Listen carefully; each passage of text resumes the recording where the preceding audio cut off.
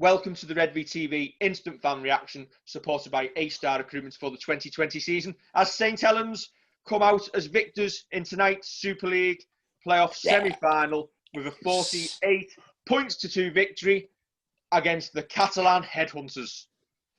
Peter, have you kept your head? Yes, I have, and we should apologise for laughing at you for your 46-point prediction. You finally got it absolutely bob on. Well played, sir. Didn't back it. It wasn't Dave, it was me. He said 48, I said 46. Oh, we were building up to it. We should have, but you two also, you two also said Hull would win. You know what I mean? Yeah, I only said 4, he said 8. Anyway, I was closer. Never mind. Never mind. That was optimism. Listen, that was only that was the sideshow. Apart from the main event tonight, Catalans' tactics seem to be, let's get every Saints player out with a head test at the same time and we might just win this thing. Although, ironically, the two guys that had to go off, it was accidental collisions, you know. But their tactics were, I've heard a few of them in Sky saying, it's a semi-final, it's going to be rough, it's going to be tough. Fair enough, that's okay. But if you're targeting the head every time, you're going to have to take the punishment that comes with that. And our boys, thankfully, kept the discipline. Kept going, didn't rise to it, and what a performance and what a victory, thoroughly deserved. Kev? Absolutely elated. Did it go off then? Try looking at it, come on. I am. I'm honestly, I'm chuffed. I'm really, really pleased. I don't deal with games like that very well. I get really pent up, I get really nervous, I feel really sick. I made sure my diary at work today was really busy. I got home, did bits I needed to do, but then from doing my run and then getting in the shower at 5:30, I felt awful. But no, do you know what? The team came out. I think we called it right. We said it'd be Wellesby or Peru. We called the 3 that wouldn't play, and Peru ended up on the bench. And I'm a bit disappointed Peru's only got 10 minutes in what was his last performance at TW, but it is what it is. Hey, listen, Kev, if Dom gets 10 minutes next week and comes away with a grand final winners medal, I think he'd be quite happy. 10 minutes, yeah. You're right, I agree. But I don't know. I think Christian Wolff, he's got that... He's got that hardness about him. Justin Holbrook was different. And you've got to recognise that as a Saints fan. Coaches are different. They have different styles. And I don't think there's any single part of Christian Wolff tonight that thought, oh, this is Dom Peru's last game at the TW Stadium. I don't think that entered his mind. And do you know what? Rightfully so, and that's up to him, and that's fine. For me as a fan, and for me as a person who loves Dom Peru, who's that guy wearing number 17, the songs we've sang about him, I would have liked to see him been involved a bit more. Pete said last night on the preview that we would have liked him to start at centre. But guess what? Big raps, Jack Wellesby's had a great game. Did Israel Folau play tonight? Because if he did, he's been wrapped up in a pocket. He didn't get anywhere near. Well, that's the thing. I think we were anticipating that Folau would be more involved in terms of receiving a lot of kicks to the air. But they didn't really go that way. They didn't have the opportunities. And that's credit to the guys in the middle that stopped Maloney and Drinkwater getting on their kicking game. But Jack Wellesby stood up great. And I thought Dom would start at centre. I called for that. But fair play to Jack. He did an absolutely manful job out there. And I hear what you're saying, Kev, about Dom maybe getting more minutes. But I don't think a semi-final, even with a big scoreline, is a place for any sort of sentiment. I think next week I would go with the same 17, assuming Jammer passes the head test. And anyway, who would want to be the doctor that told him he wasn't playing next week? Yeah, I wouldn't be that soldier. Put it that way. Well, a couple of ones. Obviously, Jack Wellesby obviously felt there was a semi on tonight, but it was Israel Folau. And the camera did cut to the bench about 20 times from the time Jammer went off until the full-time hooter. And I don't think a word left his mouth. He was just seething, sat on the bench. But yeah, a chance to go again next week. And I think that's the important thing now. I watched the first half, and obviously at the time we thought Jammer wasn't going to come back on, and we felt LMS wasn't either if you listen to the Sky team.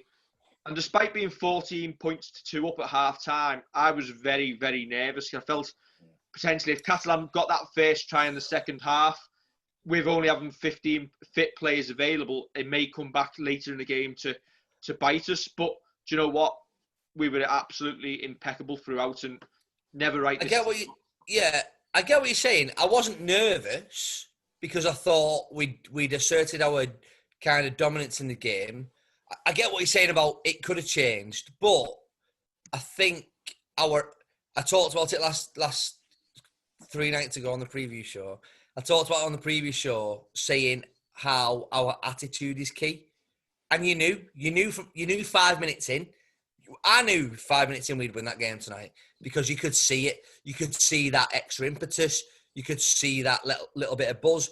There was a point where we kicked it long on, I think, third, Roby, I think it was, kicked it long, third tackle, went right through the posts.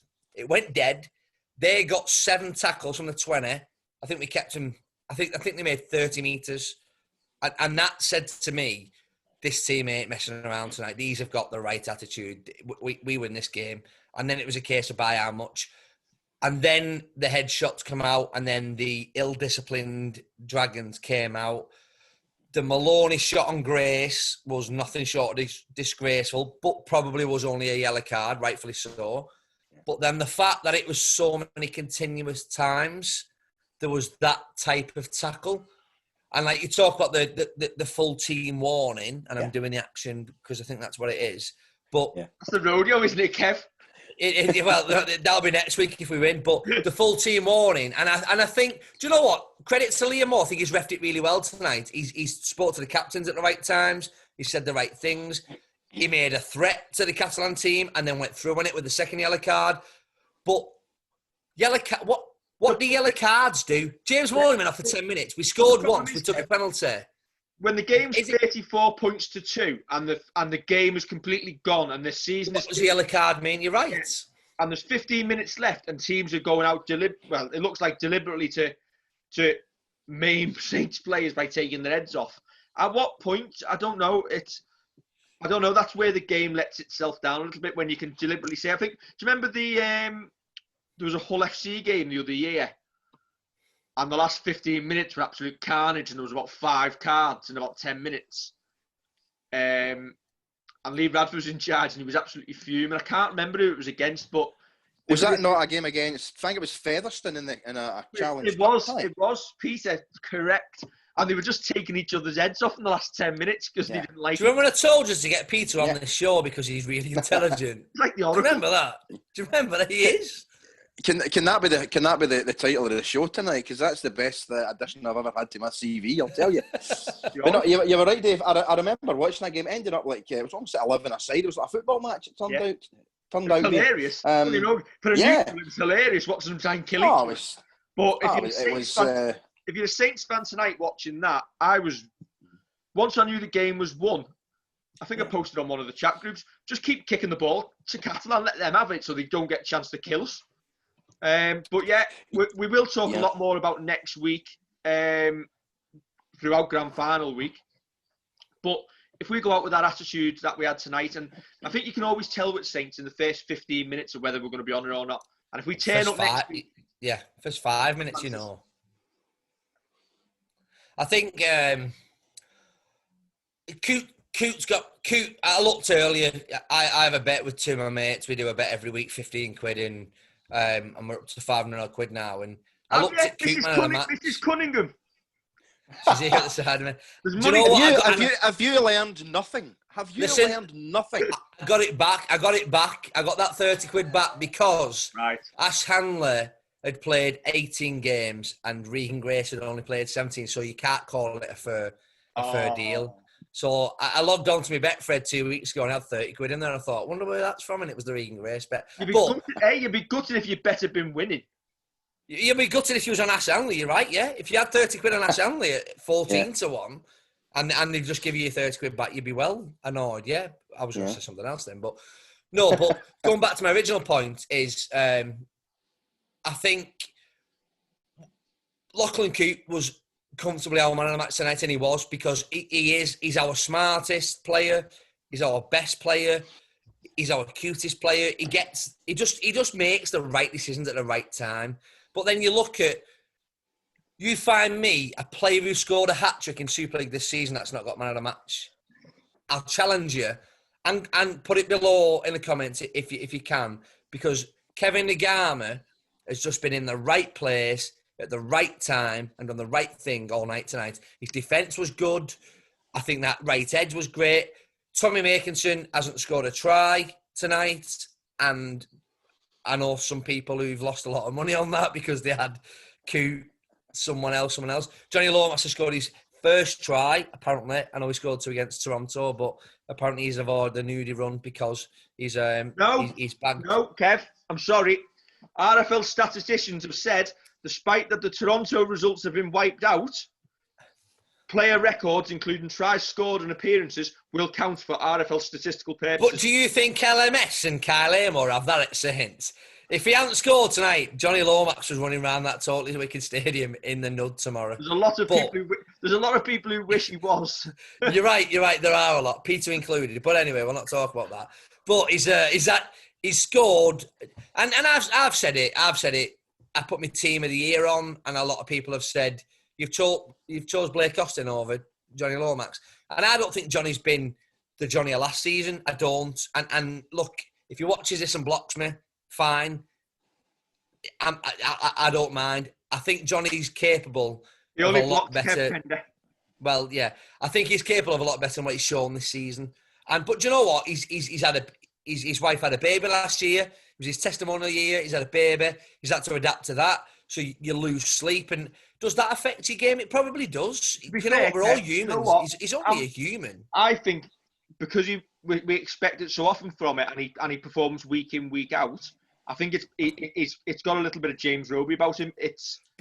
You're right, but Roby does it every week. The standard Roby set for himself after game 10 of his career, he's met that in game 450 of his career.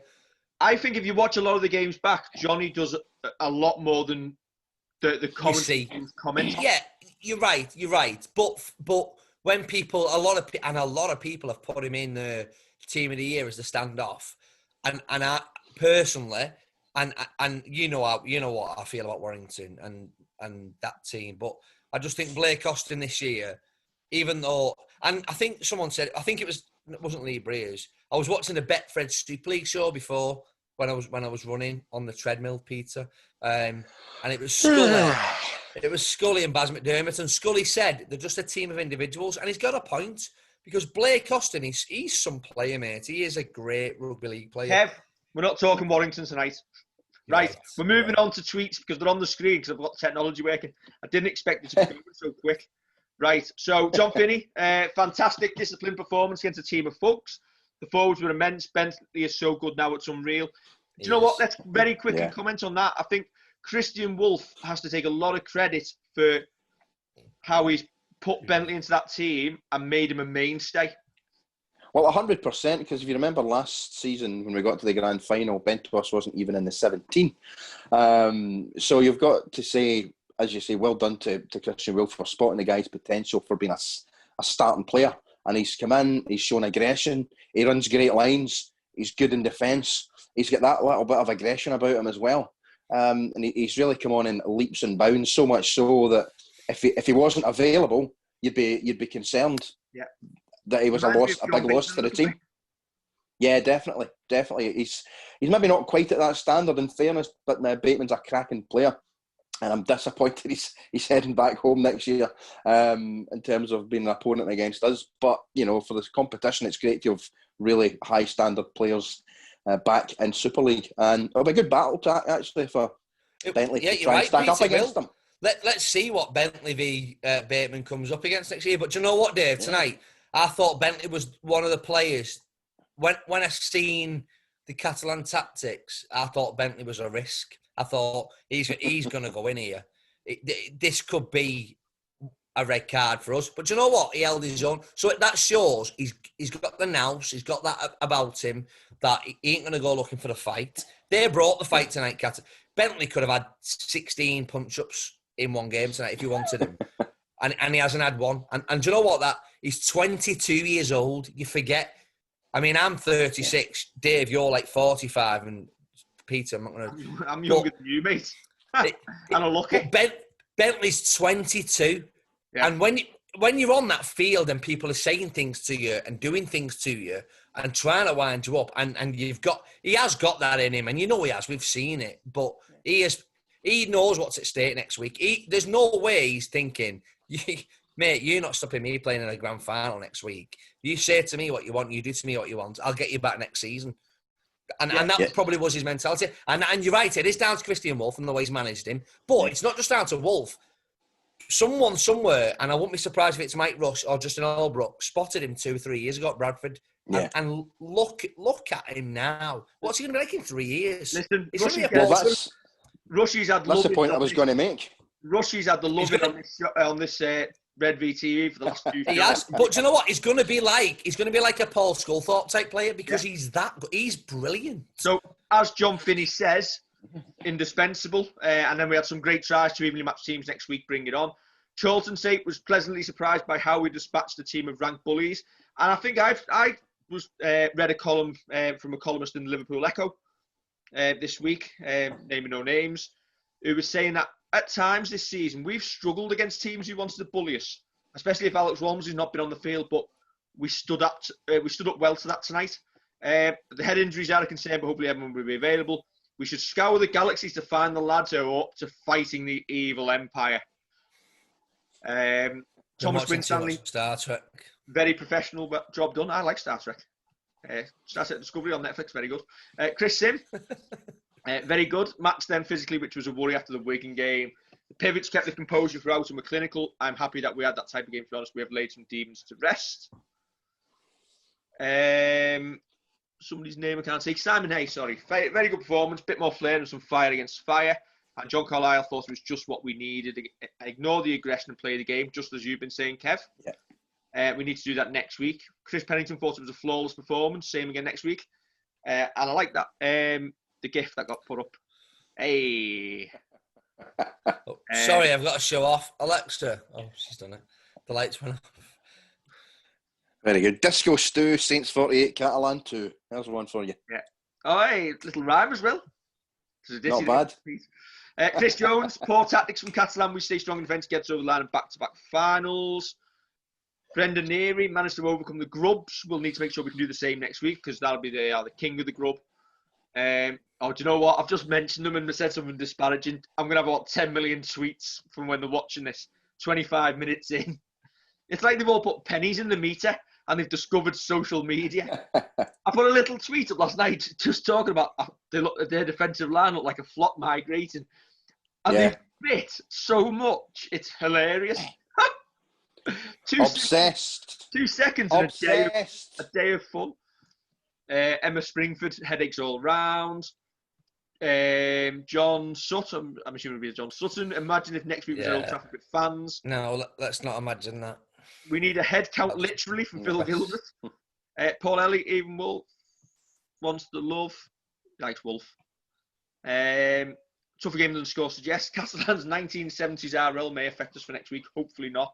And Mike Smith says a clean bill of health, especially in the forwards, is essential. And he hopes Tommy is okay with the thigh and leg too. I'm sure there's plenty of people who would be offering to massage that for him in the next days. My wife included. Us included, Kev. You speak for yourself. Hey, deep tissue massage. Absolutely. Get him on that field next week. All for the cause. All for the cause.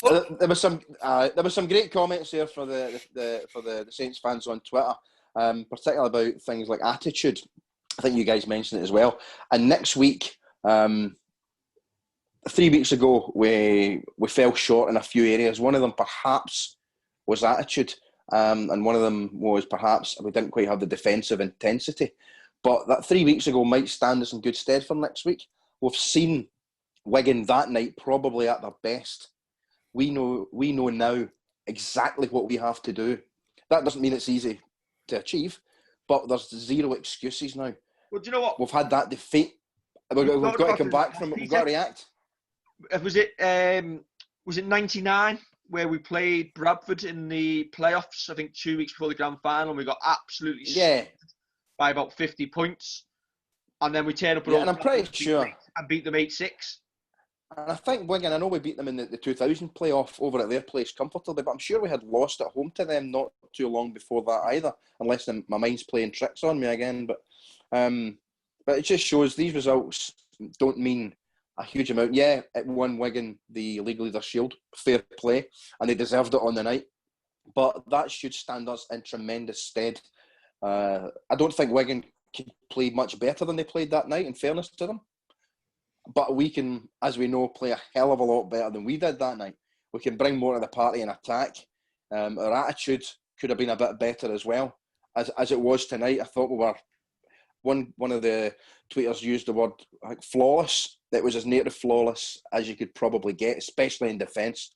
Wasn't perfect, but it was damn near it. And I think we will need that next Friday night if we want to bring home, I said Wigan fans, bring home the Super League trophy. The new Super League trophy as well. Oh, exactly. Does that mean we get to keep the old one permanently? Yeah, it's a new trophy. Apparently, I've got some friends who are Wigan fans that I won't be speaking to between now and 7:45 next Friday. And one of them pointed out it is the League Leaders Shield is a new League Leaders Shield and the Super League trophy. Yeah. If you look at the picture closely from Saints tonight on the Saints feed, it's a new trophy. It's different to the one with our hands on the Gerrard last year, Dave. But going off what Peter said, he's absolutely right. Do you know what? And I've put it there. Next week's it's the final the game deserves. First thing, Lee Breers was spot on tonight. I thought he was really articulate. I thought he talked really intelligently about. He talked a little bit in essence about the way Warrington defend against Saints, knowing where our strengths are coming out from the back three, and if you let the forwards get on a roll. I thought that was really good. But yeah, listen, the final next week is the game that the game deserves. I've talked this week about integrity of our competition and some of the challenges we're under with the 12th team, with the championship getting back to a 12 comp and the integrity that's got to be there. And I'm glad that actually the game next week and the pinnacle, which is the grand final of rugby league, not just Super League, but rugby league, the people that might just tune into that know nothing about the game will see the best spectacle of what we have to offer. And that's no disrespect to like Warrington or Hull or Catalan or Leeds, but for me, the two best teams this season have been Saints and Wigan. Wigan deserve to be in the grand final because they led the competition for like 5 months, from like March to July, when no one played. So they deserve to be there. And then we took over rightfully. And then the RFL changed all the rules, so Wigan won the League Leaders Shield, and it's fine because we all know that the League Leaders Shield comes with a curse. So next week is interesting. But all joking aside, and that's just to wind up Warrington fans really. But all joking aside, it's going to be a tough game next week. There ain't going to be. It's going to be 6-10 either way. I think it's going to be an hard game. It's going to be two really aggressive packs going at each other. You talk about Walmsley for us and how he comes out of this week, and Christian Wolf's just said in his interview, he's fine, don't worry. Yeah. Last night, there was, that's the new trophy. Last night, there was an interview with Adrian Lamb, and the way he talked about Jackson Hastings playing 9 next week suggests Sam Powell might not play. So I don't know if he's give something away, but if Sam Powell doesn't play and you take Hastings out of the 6-7 combination, that's a loss to them. Kev, yeah, you're going to be on a show before next week. Keep it for then. Oh, sorry. Well, I won't be able to get you back on. I'm not going to have you repeating yourself. But we'll talk about Wigan later, only because we've only got a few minutes before this runs out. Oh, I don't like the trophy again. I like it. It's nice. It looks like it's been run over. It'll look nice with red and white ribbons on it, and the Saints colours next Friday night. You know what? I don't like when trophies are changed. You build a history with a trophy, and it passes down the line. How many times does like the league leaders or the World Club Championship one get changed? Just stick with a trophy. Have you seen that trophy though? Have you seen that trophy? Have you seen the number of fingerprints on that trophy that you physically can't wipe out? That's because people keep dropping it. But no, I don't know. That looks like it looks flat. That to me, I'm not a fan. Listen, I don't mind it. Listen, we had the last of the old one, so let's go and get the first of the new one. The Super League logo on that looks like a sovereign ring. But if that's pure gold, that's worth some money. I'm sorry. Do you really think that's pure gold? Well, Mike Rush had his 2 bodyguards guarding the trophy last year at the Gerrard, so it could well be. I'm not having it. I'm not having it. That's like when players get the boots sprayed gold. Yeah. No, that Super League logo, it's there's chocolate inside that. I'm convinced of it. Just to come back in what Kev was saying so eloquently about credit to the Saints and Wigan, I think it's probably fair we pay credit to all the teams since Project Restart. Teams have had to deal with so much, all the testing, dealing with COVID. Teams like Saints having to, face different opponents than they've been training for a couple of days in advance. So it's important to pay tribute to every player and every official at every club who've done a remarkable job to give us a season conclusion. It's not been easy. It's been remarkably challenging. And even though I think some people have said there should be an asterisk against whoever wins the Super League this season, that's nonsense. Either Wigan or Saints will be worthy winners. Hopefully it's us. And when you were talking there about, Kev, about Blake Austin and Warrington, fun fact, I've won as many Super League winners' rings as the entire Warrington squad. Me too. True that.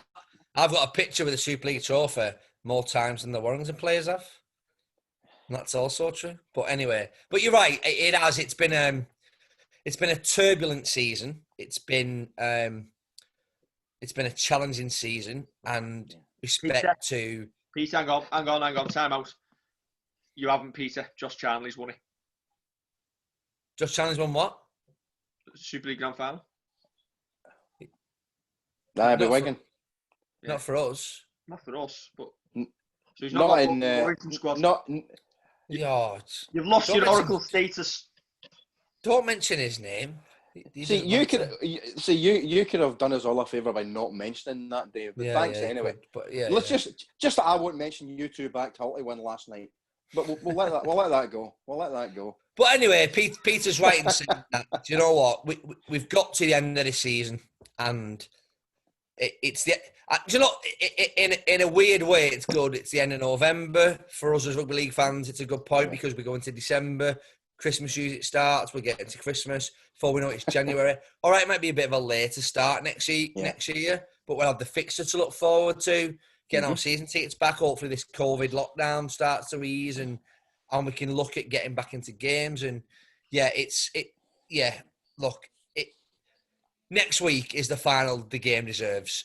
And I said to many people that if the RFL needed to make that happen, and I don't think they have over the 2 semi-finals. I know there was the Josh Griffin incident last night, which for me was deserved. An idiot. They're in that right position. They're 2-0 up. They can get 20 metres out from the line with a 6 again, and he goes and does that. He's probably blown his team up, and Wigan rightfully and clinically went and ran away with the game. But and tonight we've beaten Catalan very convincingly. Can I just say, I've just made the final. I've just had an absolute brainwave, right? And listen, everybody needs to touch wood about this final next week. If you've got wood in front of you, touch it now.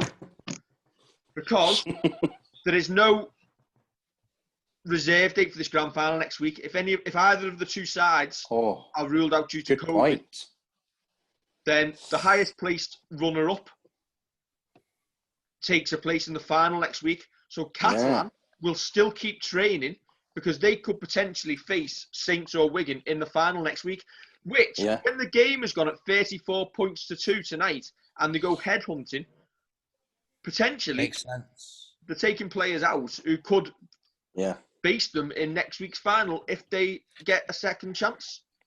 It won't It's a happen, good. Dave. It's a good point you make there, Dave. However, it only goes to show that what I was talking about in terms of an asterisk against this season for whoever wins it. This actually, I would contend and ask anyone to say otherwise, would be the hardest Super League that any team has ever won, be it Saints or Wigan, given everything that happened. We could be sat I think this would be the Catalan Hull final. Can you imagine that? How bizarre! The game, if that was be. to happen, the game would have absolutely no credibility. It'd just be a farce. But right, that's not going to happen. Touch wood. No, that's what's getting touched. And Excuse me. it's time to go, isn't it? Right. It definitely is now. I think you need a minute or two alone. Goodness me. Right. Thank you very much for joining us. Thanks for watching, Pleasure. people. Don't forget to like, share, and subscribe. We'll catch you next week for several opportunities to discuss the grand final. And keep your hands where we can see them. Yeah, exactly. All up here, bro. All up here, bro. What he said. Catch you later.